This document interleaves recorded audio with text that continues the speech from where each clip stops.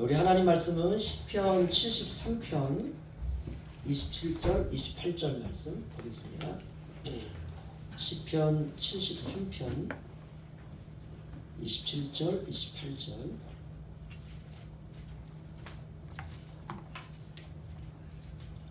구약 성경 855면에 있습니다.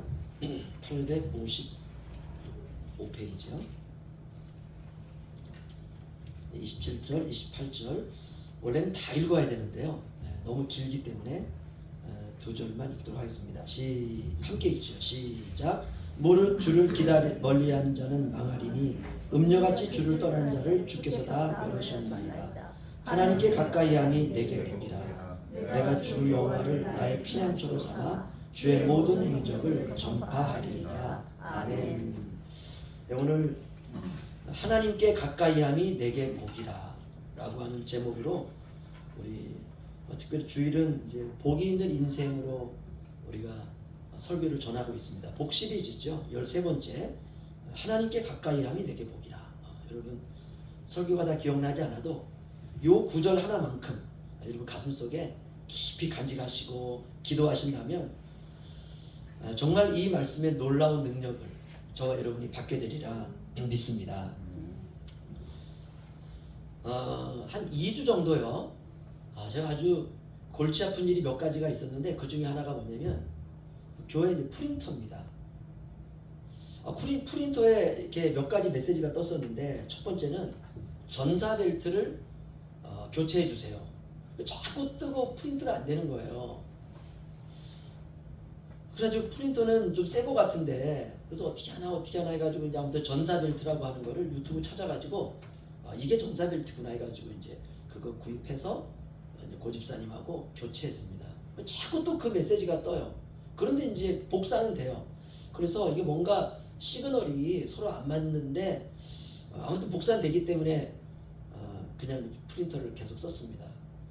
그랬더니 이제 또 최근에 패터너 통을 교체해 주세요 라고 하는 메시지가 뜨면서 복사가 또 안 되는 거예요.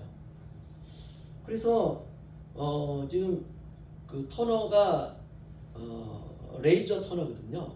그래서 이제 노란색, 빨강색, 파란색, 검정색 토너 각각 토너 통이 있어요. 그래서 이거를 끼워서 이제 프린터를 하는데요. 그래서 토너 통을 교체해 달라고 해서 이거 토너 통은 그거밖에 없어가지고 이걸 꺼내 가지고 노란색을 이제 바닥에다 탁탁탁 쳐서 딱 집어넣으면 또 돼요. 그러다가 2장 되면 또 안 되는 거예요. 패터너 통을 교체해 주세요. 그래서 이제 두 번째 걸 또 꺼내가지고 탁탁탁 치고 또 돼요. 또 하다가 또 안 돼요. 그러다 이게 계속 반복이 되다 보니까 저도 막 짜증도 나기도 하고 뭐 주보 복사도 해야 되고 막 여러 가지도 있는데 안 돼요. 그래서 이제 머리를 또 이게 왜 안 될까? 그래서 이번에는 토너통을 2개를 꺼내가지고 톡톡톡 쳐가지고 2개를 집어넣으면 또 돼요. 또 하다 보면 또 안 되는 거예요. 3개를 하라는 건가? 3개를 꺼내가지고 탁탁탁 집어넣고 그러다 또 안 돼요. 이게 계속 반복이 되다가 이번 주는 이제 금요일날 주보를 복사했는데 주보 복사가 이제 안 되는 거예요. 한 장 하면 또 그렇고 그래가지고 4개를 다 꺼내가지고 4개를 탁탁 쳐가지고 또 집어넣었어요. 그리고 또 한 장 되고 안 되고 그래서 잉크를 보니까 잉크가 뭐 80% 아직 여유가 있는데 하나가 한 50%짜리예요. 그래서 이게 원래는 0%인데 잘못 표시가 돼가지고 50%로 돼 있나 해가지고 50%를 빼고 100%짜리 새 거를 또 구입한 걸 또 집어넣으니까 또 됐다가 10장 하면 또 안 되고 이제 하고 이런 현상이 계속 돼가지고 이거 이 프린터 갖다 버려야 되겠다 이렇게 생각을 하고 그런데 이제 이번 주 주보를 만들어야 되지 않습니까? 그래서 또 골치가 또 아프기도 시작하고 이것도 어떻게 만들어야 되나 주보 없이 해도 뭐 특별히 문제는 없는데 뭐 컴퓨터도 지금 문제 있고 여러 가지 그래서 참 이제 고민을 하고 있다가 그 생각이 나는 거예요. 지난번에 전사벨트 교체하세요라고 메시지 떴을 때 유튜브 찾아봤거든요. 그래서 이제 유튜브를 딱 찾아서 패터너통 교체했으니까 딱 뜨더라고요. 보니까 이제 거기 있는 거 다 끄집어내가지고 왼쪽에 패터너통이 있는데 터너통을 이제 다른 새 걸로 교체를 해야 되는 거예요. 그런데 이거 주문하려면 뭐 쿠팡으로 주문하든 뭘로 주문하든 또 한 주간 걸리니까 주보 복사가 안 되는 거 아닙니까? 그래가지고 어차피 이것도 안 되는구나. 그래서 앉아가지고 한참 참으로 이제 고민을 했어요. 주님 저에게 지혜를 주옵소서. 이게 주보를 복사하고 또 여러 가지 우리 주일 학생부 공과도 복사해야 되고 해야 되는데 하나님 지혜를 주옵소서. 제가 멍청합니다. 이분이 앉아 있는데 어떤 아이디어가 생기냐면요. 벼랑간 폐터너통이라는 말은 이 폐라는 말은 쓰레기통 비슷한 거거든요. 그래서 가만히 생각하니까는 이 잉크 가루가 그 터너통 속에 이제 쓰레기통 비슷한 휴지통 같은 겁니다. 이게 차가지고 이게 꽉 가득 찼구나라는 생각이 드는 거예요. 그래서 그 터너통 하나를 빼가지고 밖에 가가지고 쏟아봤어요. 그랬더니요. 거기서 이제 그냥 그 가루가 쫙 빠지기 시작한 거예요. 그래서 보니까 이제 이게 그 안에 있는 그 떨어졌던 잉크 가루들이 다 빠졌어요. 그래서 이거 딱 갖다 집어넣으니까 이게 정상으로 작동이 되는 거예요. 그래서 제가 할렐루야 그러면서 깨달은 게 하나가 있습니다. 하나님이 이 과정을 왜 저에게 이렇게 허락을 하셨을까? 그럴 때 제가 정말 깊이 깨달은 것 중에 하나가 있어요. 뭐냐면은 우리의 인생에도 이런 휴지통이 있습니다. 우리의 인생에도 우리의 영적인 삶에도요. 살다 보면 이 찌꺼기 같은 게 마음에 쌓여요. 그렇죠? 찌꺼기 같은 게 쌓여요. 그럼 이 찌꺼기를 가지고 그대로 예배에 오게 되면은 은혜를 절대로 못 받습니다. 따라서 하시죠. 휴지통을 깨끗이 비우자. 할렐루야. 비워야 돼요. 싹 비워야 돼요. 미움도 비우고 시기도 비우고 시련을 통해서 오는 마음의 억울한 것들도 비우고 이걸 깨끗하게 비우고 주님 앞에 그 마음을 가지고 와야 생각도 맑아지고 이 프린터가 정상 작동되듯이 우리 인생도 정상적으로 매일매일 작동되리라 믿습니다. 제가 그거 하나를 배웠습니다. 오늘 우리가 말씀을 통해서 함께 은혜를 받기를 원하는데요. 우리가 27절, 28절을 읽어가지고는 이 시편이 도대체 무슨 내용인가 잘 알 수가 없습니다. 그래서 제가 자세히 설명을 해드릴 테니까 또 성경 본문을 읽어갈 테니까 잘 따라오시면 됩니다. 여러분 우리가 인생을 살면서 힘들 때 어떻게 해야 됩니까? 따라서 하시죠. 하나님의 품으로 파고들자. 그게 해답입니다. 아이들이 어릴 때 아프면요 자꾸 보채요. 그쵸? 아이들 뭐 조금만 요즘이야 얼마나 좋습니까? 아이들 일회용 기저귀가 나와가지고 그냥 바로바로 교체하면 되지만 저는 저희 큰애 키울 때 그때 이제 그 아이들 하여튼 뽀송이인가 그런 기저귀가 나왔는데 그거 외에 뭐 좋은 기저귀는 별로 없었어요. 근데 뭐 돈이 없으니까 그냥 하얀 그 옛날 우리 권사님이나 또 나이 드신 분들이 썼던 거 있죠. 잘라놔가지고 그것도 이제 다 바늘로 끝에 훔쳐가지고 있죠. 그거 썼거든요. 아이가 태어나가지고 응애 울면은 도대체 이가 아파서 오나? 처음엔 그렇습니다. 그래서 나중에 기저귀 보면은 그냥 오줌 또 싸고 갈아주면 또 괜찮고 그렇죠? 그럼 또 응애하면 보면 똥 조금 싸고 하루에 그냥 한 번 정도만 있으면 좋겠는데 하여튼 어떨 때 보면 이만큼 쌓여요. 그렇죠? 그 나중에 알게 됐어요. 애들은요 조금만 우리가 지린다 이러죠. 조금만 뭐 똥을 지리든 오줌을 지리면 애가 응애 그럽니다. 이게 좀 불편한 거예요. 그럼 바로바로 교체해 줍니다. 아이들이 어릴 때 보면 똥오줌을 싸서 아이들이 보채든 아니면 몸이 조금 아플 때는 어떻습니까? 더 보채죠. 아이가 울음을 그치지 않아요. 이렇게 보챕니다. 그러면 그 아이가 어떻습니까? 자꾸 엄마 품을 찾아요. 그렇죠? 그래서 엄마가 그 아이를 꽉 안아주면 아이가 뱃속에 있었을 때 엄마의 심장과 같이 뛰거든요. 아이는요. 그러니까 그 심장이 익숙해져 있어요. 그래서 엄마 가슴으로 꽉 안으면 이 아이가 뱃속에서 들었던 그 리듬이 있습니다. 그래서 아이는 조용해집니다. 이게 정답이에요. 엄마 품을 찾는 것이에요. 우리가 다 성인 아닙니까? 아내와의 관계에 남편이 문제가 생기면 하나님 품을 찾아가야 돼요. 할렐루야. 남편과의 관계에서 문제가 생기면 아내들은 하나님 품을 찾아가야 됩니다. 우리가 직장에서 일터에서 사업에서 어떤 곳에서든 우리의 하는 일에 문제가 생기면 하나님 품을 찾아야 돼요. 때때로 물질적으로 재정적인 문제가 생기면 하나님 품을 찾아 들어가야 됩니다. 그분을 나의 피난처로, 그분을 나의 지붕으로, 그분을 나의 인생의 바람을 막아주는 벽으로, 흔들리지 않은 기초로 우리가 삼아야 됩니다. 이 사람이 진짜 신자예요.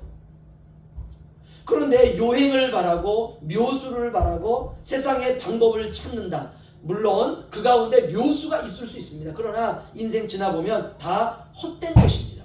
저와 여러분이 삶에 문제가 생겼을 때 하나님을 찾으시기를 주님의 이름으로 축원합니다. 하나님만이 해답이에요.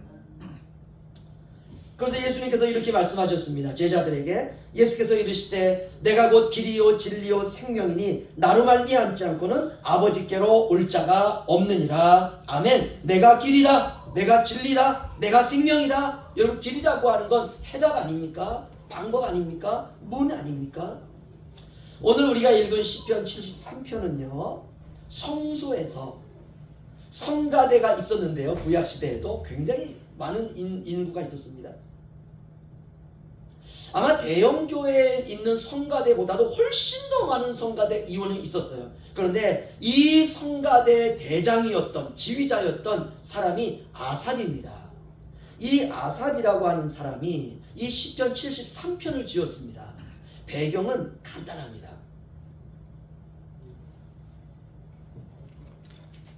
아삽이 인생을 살아가는데 이해할 수 없는 일이 한 가지가 있는 거예요. 그게 바로 뭐냐면 의인은 저주받은 것처럼 살아가고 악인은 의인이 복을 받아 형통한 것처럼 살아가는 거예요. 그러니까 의인은 고통을 받고 악인은 형통하고, 이걸 보고 아삽이 아이 뭐 어쩌다 그런 일이 일어나겠지 라고 생각을 했는데 그렇지가 않은 거예요. 그래서 아삽이 실망을 하게 됩니다. 의인은 형통해야 되고 악인은 망해야 되는데 이게 거꾸로 된 거예요. 여러분 얼마나 원통하겠습니까? 그렇죠? 나를 힘들게 하고 나를 억울하게 하고 나를 원통하게 하고 나에게 시련을 주었던 사람은 마치 하나님을 잘 믿는 사람이 복을 받는 것처럼 형통하고, 악인에 의해서 고통을 받고 시련을 받고 마음이 아파서 살아가기도 힘든 그 슬픔과 그 속이 상하는 이런 어려움 가운데 있는 하나님을 믿는 백성은 오히려 저주받은 것처럼 그 힘든 삶이 끝나지 않고 이런 것을 아삽이 보게 되고 경험하게 된 겁니다. 이 아삽이 그 마음을 이렇게 그가 호소하고 있습니다. 시편 73편 우리가 1절에서 9절 말씀 한번 저 한 절씩 교독하겠습니다. 73편 1절에서 9절 제가 먼저 봉독하겠습니다. 하나님이 참으로 이스라엘 중 마음이 정결한 자에게 선을 행하시나 나는 거의 넘어질 뻔하였고 나의 영혼은 미끄러질 뻔하였으니 이는 내가 악인의 형통함을 보고 오만한 자를 질투하였음이로다. 그들은 죽을 때에도 고통이 없고 그 힘이 강건하며 사람들이 당하는 고난이 그들에게는 없고 사람들이 당하는 재앙도 그들에게는 없나니 그러므로 교만이 그들의 목걸이요 강포가 그들의 옷이며 살찜으로 그들의 눈이 솟아나며 그들의 소득은 마음의 소원보다 많으며 그들은 능욕하며 악하게만 하며 높은 데서 원하게만 하며 다 함께요. 그들의 입은 하늘에 두고 그들의 혀는 땅에 두루 다니도다. 아멘. 이걸 본 거예요. 의인은 형통해야 하고 악인은 망해야 되는 것. 이게 성경적이잖아. 그렇죠? 그게 성경 아닙니까? 하나님의 말씀을 그대로 붙들고 시련이 오고 어려움이 오고 환난이 오지만 하나님 말씀대로 선하게 살려고 하는 사람은 그가 형통하게 되면 그러면 그렇지, 하나님을 믿으니까 하나님도 우리에게 복을 주시는 것이지, 이렇게 돼야 되는 것이고, 하나님을 벗어나서 악을 행하는 그들은 저주를 받고 사업이 망하고 그냥 질병이 들고 이렇게 돼야 되는데 그게 아닌 거예요.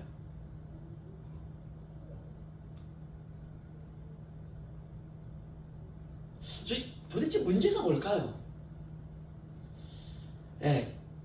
기준이 문제였습니다. 어떤 기준을 가지고 인생을 가늠하느냐.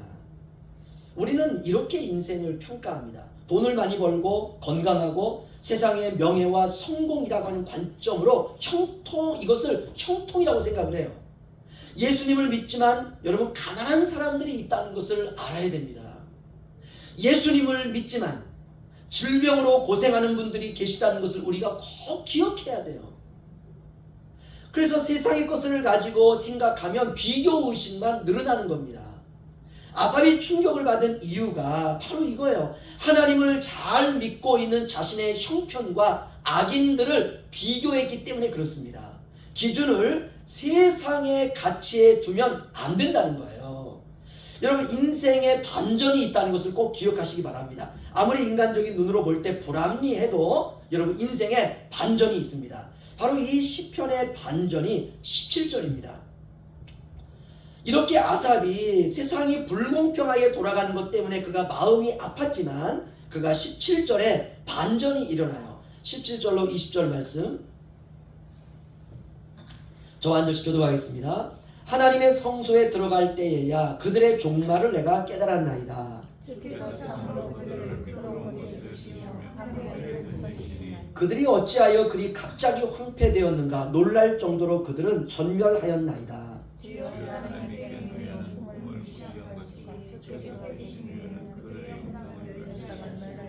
아멘. 아삽이 그저 세상의 것을 가지고 자신과 믿지 않는 사람들, 악인들의 형통을 비교할 때는 너무 원통한 거예요. 너무 마음이 힘들고 아픈 거예요. 하나님이 불공평하다고 생각이 든 거예요. 그런데 그런 아삽이 그런 모든 생각을 내려놓고 자신의 생각으로 불합리하다고 생각하는 모든 것들을 내려놓고 하나님의 성소에 들어갈 때, 하나님 앞에 무릎 꿇을 때, 하나님 앞에 예배할 때, 하나님을 바라볼 때 아삽이 깨닫는 게 하나가 있습니다. 그게 뭐라고 하냐면 17절입니다. 하나님의 성소에 들어갈 때에야 그들의 종말을 내가 깨달았나이다. 아멘. 여기서 하나님의 성소에 들어갈 때라는 말은 악인들의 형통에 대해서 도저히 이해할 수 없다고 생각한 아삽이 하나님 앞에 기도했을 때, 하나님 앞에 기도했을 때 하나님께서 그때 깨닫게 주셨다는 것입니다. 저와 여러분도 인생을 살아가면서 불합리하다고 생각할 때 하나님 앞에 엎드리시기를 주님의 이름으로 축원합니다. 그러면 무엇을 깨닫게 주셨느냐? 18절입니다. 18절 말씀에 이런 말씀입니다. 악인들이 형통하다고 생각을 했는데 정작 하나님의 성소에 들어가서 하나님이 열어주시는 뚜껑을 열고 보니까 그들은 형통한 게 아니라 전멸했다는 것을 알겠다는 거예요. 악인들이 형통하다고 생각한다면 그건 큰 오산입니다. 악인들은 절대로 형통할 수가 없어요. 그들은 형통한 것처럼 보일 뿐입니다. 돈을 많이 버는 것처럼 보일 뿐이에요. 성공한 것처럼 보일 뿐입니다. 하나님은 그들은 그렇게 보일 뿐이다. 그러나 그들은 반드시 망한다. 이 말씀을 주시는 거예요.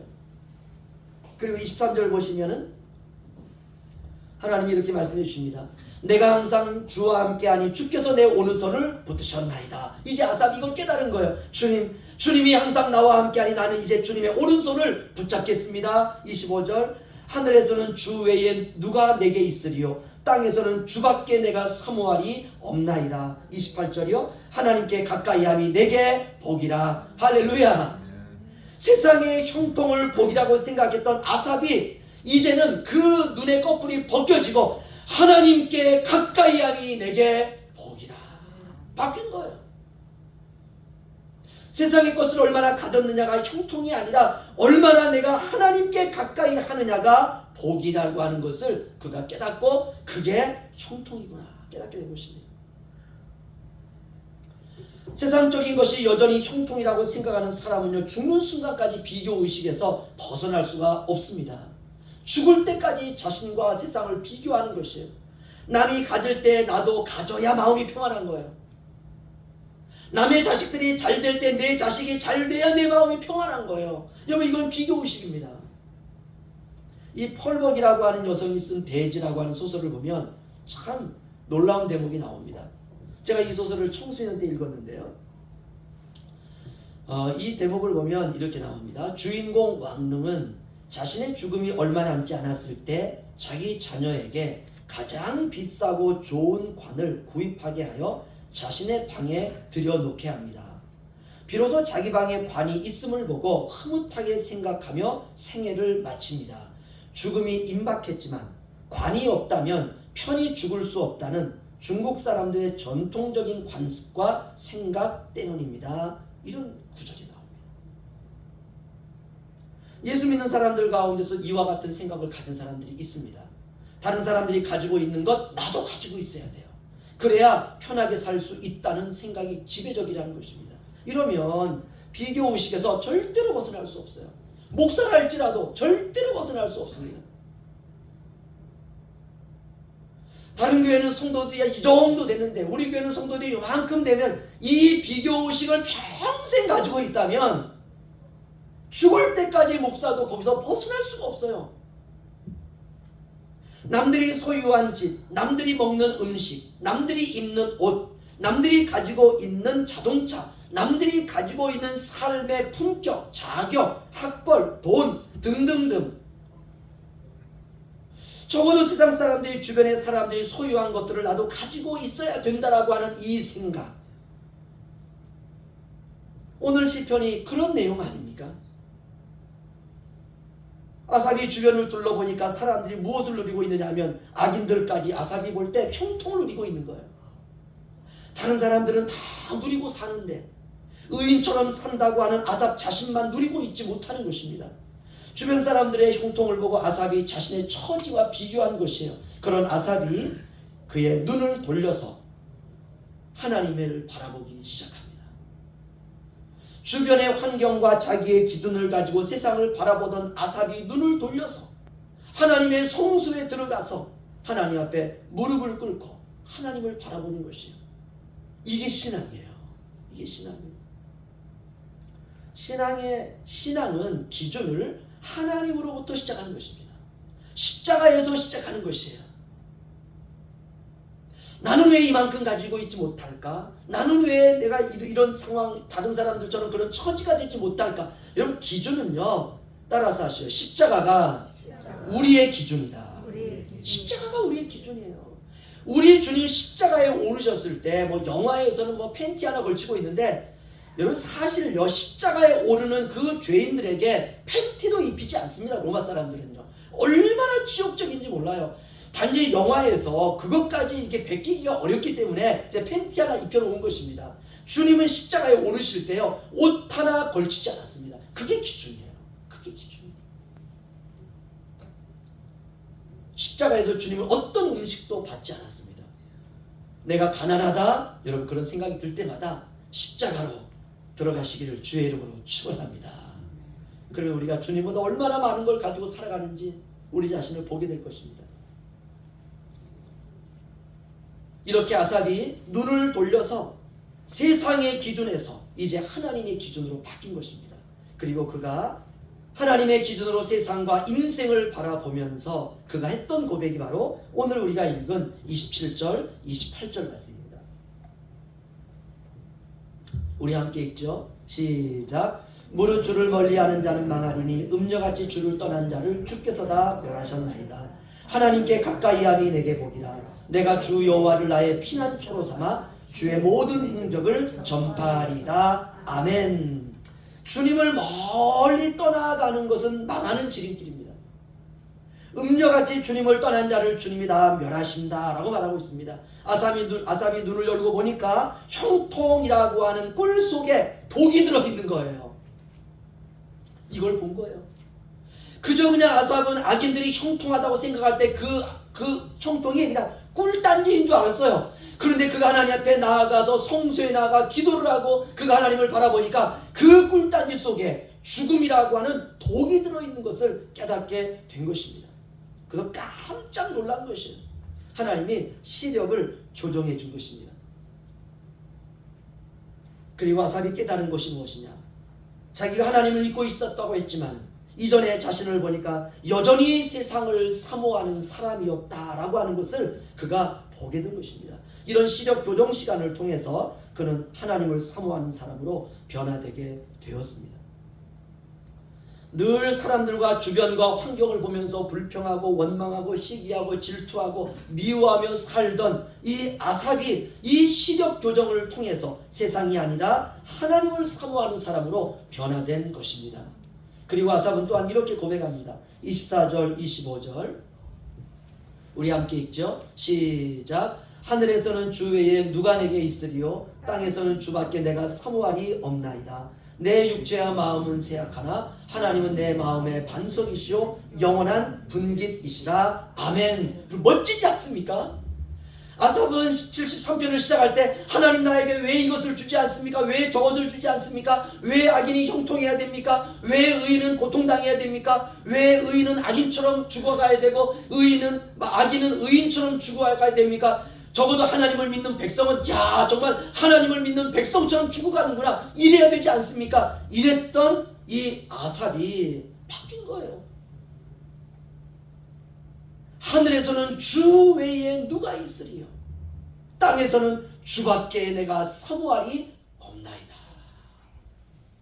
아무것도 안 보이는 거예요. 이제 주님밖에 안 보이는 것이 멋지지 않습니까? 가장 멋진 신앙 고백이에요. 이건 아삽의 신앙 고백입니다.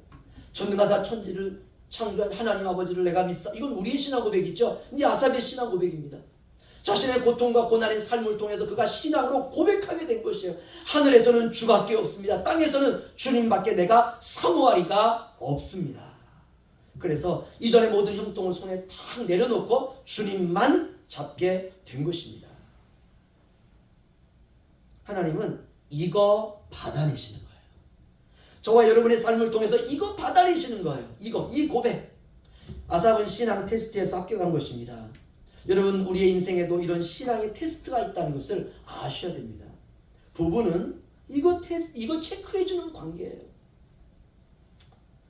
어느 날 보니까 남편이 약간 눈이 돌아갔어요. 신앙으로 살던 남편이 약간 흐리멍텅해졌어요. 그러면 아내가 여보 내가 당신 요즘 신앙 보니까 엉망이야. 영적으로 너무 게을러. 시력 교정 받아야 될 시간인 것 같아. 하나님이 당신을 초심으로 부르는 것 같아. 겸손히 순수하게 깨끗하게 우리 돈이 없어도 좋으니까 형통함이 없어도 좋으니까 땅에서는 주밖에 내가 사모할 리 없나이다 라고 하는 신앙으로 우리 돌이킵시다. 우리 함께 기도합시다. 우리가 살아야 얼마나 살겠습니까? 우리 주님께로 돌아갑시다. 멋진 부부입니다. 굉장히 멋진 부부예요. 아삽은 너무너무 중요한 복의 원리를 깨닫게 됩니다. 세상의 형통이라고 하는 것이 인생의 기준이다 라고 생각했던 이 아삽이 전혀 다른 기준을 그가 알게 된 것입니다. 그것이 바로 시편 73편 28절입니다. 한번 따라서 해보시죠. 하나님께 가까이함이 내게 복이라. 할렐루야. 이게 하나님의 품을 파고 들어가는 사람이 된 거예요. 하나님의 품을.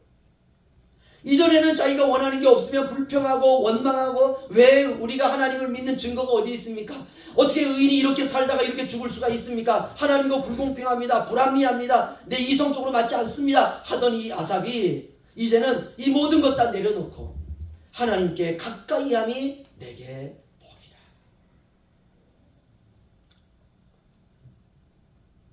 복은 돈이 아니라 건강이 아니라 세상의 형통과 잘 되는 것이 아니라 하나님께 가까이함이 복이라는 것을 깨닫게 된 것입니다. 저는 설교를 마치면서 이런 생각을 한번 하게 됩니다. 저는 우리 교회에서 가장 행복한 사람이 딱 하나 있어요. 하민이에요. 왜냐하면 이 아이 제가 참 지켜보거든요. 참 희한합니다. 초등학교 3학년 아이는 약간 삐치고 그런 특징이 나타나거든요. 그리고 혼내면은 그냥 또 얼마 동안 저 구석 처박혀 있다가 또 하루 이틀 또 가다가 막 이런 아이들도 있거든요. 근데 이 아이는요 혼내고 하면은 조금 있다가 바로 엄마 품으로 가요.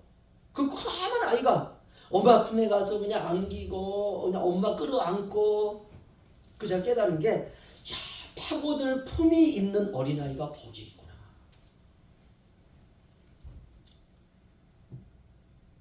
저는 그래서 이 아내들이 품이 좀 넓어야 될 것 같아요. 남편들이 때로는 아내의 품을 막 파고들고 싶어 할 때가 있잖아요. 그렇죠? 아, 여보. 그럼 아내가 토닥토닥 해주면서 힘들지? 걱정하지 마. 내가 기도해 주잖아. 이게 품이거든요. 이 품이에요. 가난해도 파고들 품에 안겨 살아갈 수 있는 사람이 복이 있는 사람입니다. 아삽은 주 여호와를 자신의 피난처로 삼고 살아간다 고백하고 있습니다. 그렇습니다. 하나님이 저와 여러분의 피난처입니다. 마치 거짓말 같고 믿을 수 없고 만져질 수 없는 말 같지만 진리예요. 오직 우리의 피난처는 하나님이심을 믿습니다. 그런데 가까이 한다고 하나님께 가까이 할 수 있는 게 아니에요. 반드시 한 가지를 해결해야 돼요. 그게 바로 뭐냐? 죄입니다. 죄.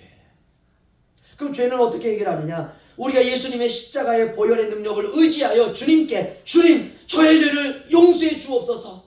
제가 사람들에게 좀 선하게 대해야 되는데 사람들의 마음을 아프게 했습니다. 이 아프게 만든 저희 가시 같은 저를 하나님 용서해 주시옵소서. 구체적으로 주님 앞에 고백하면 우리 주님께서 우리의 죄를 용서해 주시는 줄로 믿습니다. 그럼 금방 쉽게지는 거예요. 금방. 누구든지 주 예수 그리스도의 보혈의 능력으로 하나님 앞에 나아가 회개하면 하나님께서 깨끗하게 씻겨 주십니다. 그러면 하나님께 나아갈 수 있고 하나님의 품에 품어들 수가 있는 것입니다. 하나님께 회개하면 씻어주세요. 여러분 늘 회개하시고 매일매일 회개하시고 예수님의 보혈로 자신을 깨끗하게 여러분 샤워하시기를 바랍니다. 인생을 살다 보면 힘들고 괴롭고 마음 아픈 날이 있습니다. 내 힘으로 감당할 수 없는 일들이 너무나 많아요. 그럴 때 발버둥 치지 마시고 자신의 힘으로 어떻게 해서든지 해결하려고 하지 마시고 복 받는 길로 들으셔야 돼요. 그게 바로 뭐냐? 하나님께 가까이함이 내게 복이라. 하나님을 사모하고 가까이 하시고 여러분 가까이 하는 자가 행복합니다.